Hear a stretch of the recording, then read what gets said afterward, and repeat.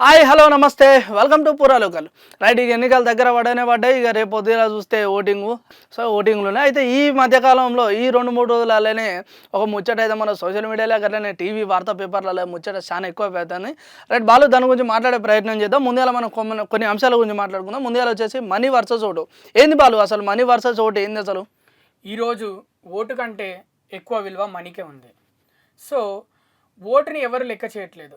డబ్బులు ఎంత ఇస్తే ఎవరు ఏ పార్టీ వాళ్ళు ఎక్కువ డబ్బులు ఇస్తే ఆ పార్టీకి ఓటేద్దామని జనాలు ఫిక్స్ అయిపోయారు. ఇది చాలా క్లియర్గా తెలుస్తుంది. ఎందుకంటే ఇప్పుడు గత 4-5 రోజులుగా పట్టుబడుతున్న డబ్బుని చూస్తే మనకే తెలుస్తుంది. విపరీతంగా డబ్బు దొరుకుతుంది. ఎక్కడ పడితే అక్కడనే. ఒక ఆయననేమో కార్లో తీసుకొస్తాడు, ఇంకో ఆయననేమో స్కూటీలో తీసుకొస్తాడు, ఇంకో ఆయన లోపల బనీలో కూడా పెట్టుకున్నాడు. మీకు ఒక విషయం చెప్తా వినండి. చిన్న లూనా దగ్గర నుంచి మొదలు పెడితే పెద్ద ట్రక్ వరకు ప్రతి ఒక్క వస్తువును వాడుతున్నారు డబ్బు తరలించడానికి. మనుషుల్నే కాదు, వస్తువుల్ని అంటే అంటే ఆ మందు ఎవరు రాజకీయ నాయకులా లేకపోతే కార్యకర్తలా లేకపోతే ఓటర్లేనా? మీకు ఒక విషయం, ప్రతి ఒక్కరికి డబ్బులు కావాలి. ఈ రోజులలో కార్యకర్తను లేదు, నాయకులను లేదు, ప్రజలను లేదు, ఎవరని లేదు. సిచ్యువేషన్ తగ్గట్టు డబ్బులు తరలిస్తున్నారు, దానికి తగ్గట్టు పోలీసులు పట్టుకుంటున్నారు. సో అంటే ఏంది అసలు ఈ మనీ వర్సెస్ ఓటు అన్న కాడ ఇప్పుడు ఓటు అనగానే ఎందుకు ఈ మనీ ఎందుకు గుర్తుకొస్తుందంట వాళ్ళు? మరి ఇప్పుడు కొత్త ట్రెండ్ వచ్చింది. ఇప్పుడు జనాలు ఎలా ఫిక్స్ అయిపోయారంటే ఆ తీసుకున్న 2,000 ఓటుకి 2,000 1000 తీసుకోవాలి. వాడికి దేనికి ఉపయోగపడవు, ఓ 2 గంట ఖర్చు. కానీ ఇక్కడ ఆ ట్రెండ్ ఏంటిదంటే చెప్పుకోవడానికి, ఫ్రెండ్స్ కైనా ఫ్యామిలీకైనా బయట వేరే వాళ్ళకైనా, అరే మొన్న ఎలక్షన్ లో నాకు ఇంత డబ్బు వచ్చింది, మా ఫ్యామిలీకి ఇంత డబ్బు వచ్చింది. ఆ డబ్బు వాడికి దేనికి ఉపయోగపడవు. కాకపోతే నేను అట్లా అది యాక్చువల్లీ ఒక నెగటివిటీ. బట్ ఆ నెగటివిటీని ఎలా అయిపోయిందంటే పాజిటివిటీగా చెప్పుకుంటారు జనాలు. అది ఒక ట్రెండ్ అంతే. నాకు ఇన్ని డబ్బులు వచ్చినాయి, నేను ఓటేస్తున్నా వీళ్ళకని, అంతే తప్ప ఆ డబ్బు దేనికి ఉపయోగపడదు వాడికి. రైట్ బాలు, అయితే ఇక్కడ ఈ విషయంలో ఇంకొక విషయం కూడా మాట్లాడుకోవచ్చు. అయితే ఇప్పుడు మామూలుగా మనకు ఓట్లు అంటే ఊర్లలో ఎక్కువ గ్రామాలలో అక్షరాస్యత లేని దగ్గర ఈ డబ్బులు ఇవ్వడం, ఓట్లు వేయడం ఇదంతా జరిగేది. అయితే ఇప్పుడు ఇవాళ ఒక వార్త మళ్ళీ మన సోషల్ మీడియాలో బాగా చెక్కబడతాయి. అది ఏంటంటే డబ్బులు మామూలుగా ఎంత ఇస్తారు బాలు? ఓటుకు 1000, 500 లేదా మ్యాచ్ లాస్ట్కు 2000. కానీ ఇప్పుడు హైలైట్ గమ్మత్తు చూడు, ఎవరైతే పోటీ చేసే అభ్యర్థులు ఇప్పుడు ఒక ఆయన ఇప్పుడు సపోజ్ నువ్వు ఉన్నావు, నువ్వు 2000 ఇస్తాను, అరే నేను 2000 ఇస్తాను, ఓటర్లు అంతా వాళ్ళ దిక్కపోతాలని చెప్పేసి నేను 5000 ఇస్తాను. ఇక చూడు మ్యాక్సిమం ఓటు 2000 ఇస్తారు, కానీ ఆ రోజున ఓటు రేటు 5000 గొడవ పోతుంది. చూడు ఏ విచిత్రంగా మన దగ్గర అట్లా నడుస్తుంది. నువ్వు చెప్పేది చాలా తక్కువ. నువ్వు ఒకళ్ళు 2500 పంచుతున్నారు అని చూసి ఇంకొకళ్ళు 5000 పంచుతున్నారు. కొన్ని ఎలక్షన్ లో చూసుకుంటే ఓటు 20,000కు 15,000 అక్కడ కూడా పోయిందంట. అక్కడ దాకా పోయింది. బై ఎలక్షన్స్ లో మొన్న అసెంబ్లీ ఎలక్షన్ లో కూడా ఓటుకి 15,000, 20,000 అమ్మిన నియోజకవర్గాలు కూడా ఉన్నాయి. అంటే ఈ లెక్కన చూసుకుంటే రాజకీయ నాయకులు ఇటు ఓటుకు అంటే ఓటర్లను డబ్బుతో కొని ఓట్లు వేయించుకుంటున్నారు తప్ప మరి వాళ్ళు ఓట్లు అంటే డబ్బులు ఇవ్వాల్సిన అవసరం ఏందంటావు? సరే వీళ్ళు ఎట్లా తీసుకుంటారు, ఓటు డబ్బులు కాబట్టి తీసుకుంటారు, ఎందుకు ఇవ్వాల్సిన అవసరం ఏందంటావు? దీంట్లో ఒక పాయింట్ నేను చెప్తాను. క్షణికానందం. ప్రపంచంలో అన్నిటికంటే విలువైంది మనిషి కంటే క్షణికానందం, అప్పటికప్పుడు ఆనందపడటం. ఇందుకు వీళ్ళు ఏంటంటే దాన్ని బాగా గుర్తించారు రాజకీయ నాయకులు.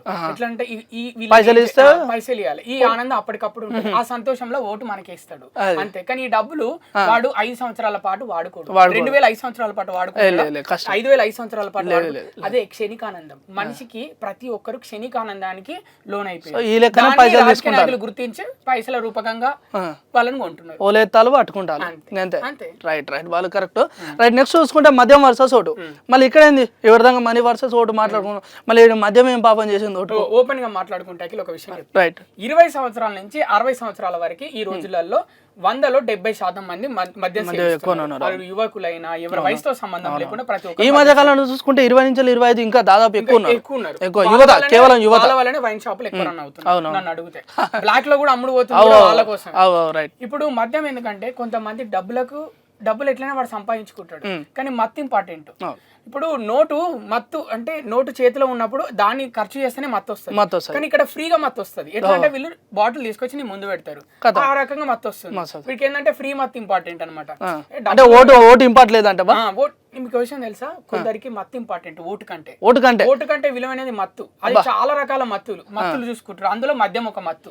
అందుకే మద్యం ఇంపార్ట్ అయిపోయింది జనాలకి. మద్యం అంటే అది ఏంటిది, ఒక బాటిల్ కాదు, మద్యం అంటే మత్తు. ఆ మత్తులో వాడు ఆ మత్తు తీసుకొని ఎవడికి ఓటేస్తాడో వాడికే తెలియదు. అవి నోటాకి. మరి ఈ రకంగా చేస్తే అది రేపు పొద్దున అంటే ఇటు యువత కానీ లేకపోతే పెద్దవాళ్ళు కానీ ఈ రకంగా మద్యం తీసుకొని ఓటేస్తారు, రేపు పొద్దున అసలు మన బాధ్యతలు ఎవరు తీసుకుంటారు, లేకపోతే మన యొక్క అభివృద్ధి పనులు ఎవరు చేస్తారు? రేపు పొద్దున ఒక నాయకుడు వస్తే నువ్వు ఏ ఏం ముఖం పెట్టుకొని అని అడుగుతావు? ఇప్పుడు ప్రతి ఒక్క నాయకునికి తెలుసు వీడు నా పైసలు తీసుకొని ఓటేసిందని. అవునవును తెలుసు. కొందరు నాయకులకు కూడా తెలుసు నా పైసలు తీసుకున్నా నాకు ఓటేయలేదని తెలుసు. రేపు పొద్దున వీడు వెళ్ళి ఇక్కడ మా డ్రైనేజ్ నిండిపోయింది వర్షాకాలంలో, లేకపోతే ఎండాకాలంలో 2 గంటలు కరెంట్ కట్ అయింది, నీళ్లు లేవు, ఇట్లా నీళ్లు రాలేదని వాడు వెళ్ళి అడిగితే తమ్ముడు క్లియర్ చెప్తాడు, నీ ముఖం కళ్ళలో కళ్ళు పెట్టి చూస్తాడు. నువ్వు డబ్బులు తీసుకున్నావా సైడ్ తీసుకుపోయి అడుగుతాడు, అది తీసుకున్నావు అంటాడు. మరి ఎందుకురా టైం పడుతుంది దేనికైనా ఓపిక పట్టు అంటాడు. అక్కడ నువ్వు ఏ సమాధానం చెప్పలేవు. అందుకే ఒక మాట చెప్తా, ఎక్కడైతే నువ్వు మధ్యాహ్నం డబ్బు తీసుకోకుండా ఓటేస్తావో అక్కడ నడి రోడ్లో నిలబడి అడిగే హక్కు నీకు ఉంటుంది. Right right right correct Balu. Right next చూసుకుంటే అసలు మామూలుగా చాలా మంది చూసుకుంటే కనుక ఓటు అంటారు, చిన్న పొలాడు పెద్ద వయసు వాళ్ళు కానీ ఓటు అంటే అసలు ఓటు అంటే ఏంది? మన లెక్కలే చెప్పాలి, 1-2 నిమిషాలు అలా. ఓటు అంటే రాజ్యాంగం మనకు కల్పించిన ప్రాథమిక హక్కు. 18 సంవత్సరాలు నిన్న ప్రతి ఒక్క పౌరుడికి వచ్చారు. ఓటు అంటే మనిషి కంటే విలువ అనేది ఏంటిదంటే, ఓటు ఎలానో ఆధార్ కార్డు అలాగా. ఆధార్ కార్డు కంటే గొప్పది ఓటు. ఆధార్ కార్డు ప్రతిరోజు నీతో ఉంటుంది, నీ జేబులో ఉంటుంది, నీ ఫోన్లో ఉంటుంది. బట్ ఓటు అనేది 5 సంవత్సరాలకు ఒకసారి వస్తుంది. అది నువ్వు వెళ్ళి ఈవీఎంలో వేయాలి. కాబట్టి మనిషి కంటే గొప్పది ఓటు. అంటే ఓటు అనేది చాలా ప్రాధాన్యత. ఆ ఓటుతోటి నువ్వు ఏదైనా చేయొచ్చు. 5 సంవత్సరాలు రాజకీయ నాయకుడిని నువ్వు ప్రశ్నించే గొంతుగా ఓటు. ఆ ఓటు హక్కును కరెక్ట్ గా వినియోగించుకుంటే రేపు పొద్దున నీకు కెరియర్ ఉంటుంది. Right sir. రైట్ నెక్స్ట్ చూసుకుంటే కనుక అసలు ఈ ఓట్లు అసలు ఎందుకు వేయాలి, ఓట్లు వేస్తే ఏమవుతుంది, అసలు దీని యొక్క ఆలోచన ఏంటి, అది దీని వెనుక జరిగే అసలు ఓటు అనే దానికి ముందు, ఓటు అనే ఒక మాటకి ముందు ప్రచారము, కార్యకర్తలు, రాజకీయ వీళ్ళందరూ క్రియేట్ అవుతారు. వీళ్ళందరి వల్ల ఓటు అనేది ఒకటి ఏర్పడుతుంది. అప్పుడు ఏంటంటే వీళ్ళందరూ ఈ ఓటు వేసే ముందు వీళ్ళందరూ మన ఇళ్ళ చుట్టూ, మన కాలనీ చుట్టూ, మన ఏరియా చుట్టూ వచ్చి సెల్ఫీలు, ఫోటోలు అందరు చేసి వన్స్ నువ్వు ఓటు వేసాక నువ్వు వాళ్ళ చుట్టూ తిరగాల్సి వస్తుంది. అదేంది అంతే మరి. అంటే పట్టించుకోరు. ఎందుకు పట్టించుకోరు? ఓటేసినాం కదా ఇలా. ఇప్పుడు ఎవరైనా ఫ్రీగా ప్రచారాలకు వెళ్తున్నారా జనాలు?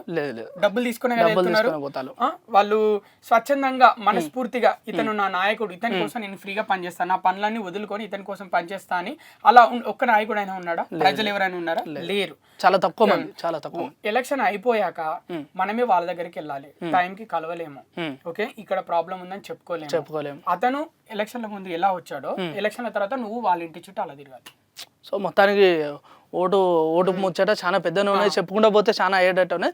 బట్ ఏదేమైనప్పటికీ ఇప్పుడు మనం చూసే ప్రేక్షకులు కానీ లేకపోతే రేపు పొద్దున మొదటి హక్కు ఎవరైతే మొదటిగా ఓటేసే ఓటర్లు ఎవరైతే ఉన్నారో 18 సంవత్సరాలు నిండో వాళ్ళు కూడా కొద్దిగా జాగ్రత్తగా, ఎందుకంటే ఇక్కడ ఒక దేశం బాగుపడుతుందంటే దానికి కారణం యువత అనేది బలంగా ఉంటే, యువత అనేది సరిగ్గా ఆలోచిస్తే కనుక రేపు పొద్దున దేశం మంచిగా అభివృద్ధి జరుగుతుంది. అలాగే రాజకీయ నాయకులు కూడా ప్రజలకు అభివృద్ధి పని చేయాలనే ఆలోచనలు ఉంటారు. కాబట్టి యువత చాలా ముఖ్యంగా ఈ ఓటుని వినియోగించుకోవాలి.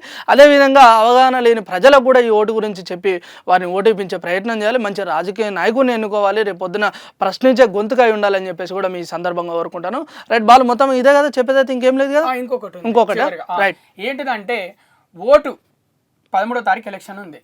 పొద్దున ఎన్ని గంటలకి స్టార్ట్ ఎలక్షన్? చీకటితో అంటే 7-8 స్టార్ట్ అయితే సాయంత్రం 6 గంటల దాకా ఉంది. 6 గంటల వరకు ఉంటుంది. ప్రతి ఒక్కరు ఓటేయాలి. ఓటేయకపోతే మనిషి సచ్చిన కిందే లెక్క. ఎందుకంటే వాడు బ్రతుకుండి వేస్ట్. నువ్వు పోలింగ్ బూత్ కి వెళ్ళాలండి. ప్రతి ఒక్కరు పోలింగ్ బూత్ కి వెళ్తే నువ్వు వాళ్ళ ఊర్లో పుట్టినోడు బతికినోడు అని అందరు తెలుస్తుంది. నువ్వు ఓటేయనంటే నువ్వు జనాభా లెక్కల్లో ఉండని కిందే లెక్క. అంతే అట. అంతే మావాడు జర ఓటేయని వాళ్ళ మీద మంచి ఫ్రస్ట్రేషన్ ఉన్నాడు అని అర్థమవుతుంది. రైట్, మొత్తాన్ని చూసుకున్నట్టయితే ముచ్చట ఇది. మళ్ళీ ఇంకో ముచ్చటతో మళ్ళీ కడదాం. చూస్తూనే ఉండాలి మన పురాలు కాల్. రైట్, నమస్తే.